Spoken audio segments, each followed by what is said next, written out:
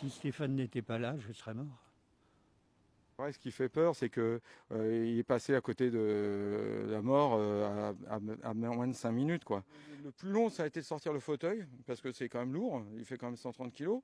On n'avait que 10 minutes pour le faire.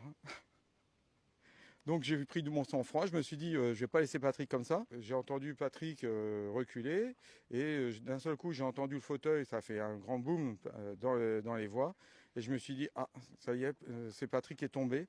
Alors du coup, j'ai localisé où était le bruit. J'ai dit à mon chien de rester à sa place à l'ombre. Et du coup, j'ai été vers le bord du quai et j'ai tâtonné avec le bout de mon pied pour repérer où était le bord du quai. Et j'ai trouvé une roue du fauteuil. Là, j'ai essayé de faire une manœuvre en essayant de tirer sur le guidon pour essayer de remonter le fauteuil. Mais vu le poids et la hauteur du quai, c'était impossible. Du coup, je suis descendu dans les voies. J'ai essayé de soulever le fauteuil par les ailes, mais comme c'est du plastique, je me suis dit tout va me rester dans les mains. Et entre les roues avant, il y a une partie en acier qui est une partie du châssis. Du coup, j'ai soulevé l'avant du fauteuil pour le mettre perpendiculaire au quai et je l'ai poussé pour qu'il monte sur le quai.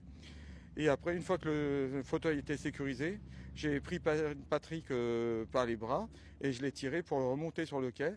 Et après, une fois j'avais mis sur le quai, la situation était sécurisée. Un petit peu de l'après, une fois que vous avez été sauvé, qu'est-ce que vous avez ressenti là? De la joie,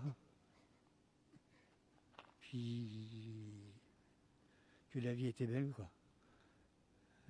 D'avoir des amis. Vas-y, avance pas tout. Je te suis, comme l'autre jour. Non, tu vas tout droit, Mika. Tu laisses cet oiseau. Tu restes sur le quai. Voilà.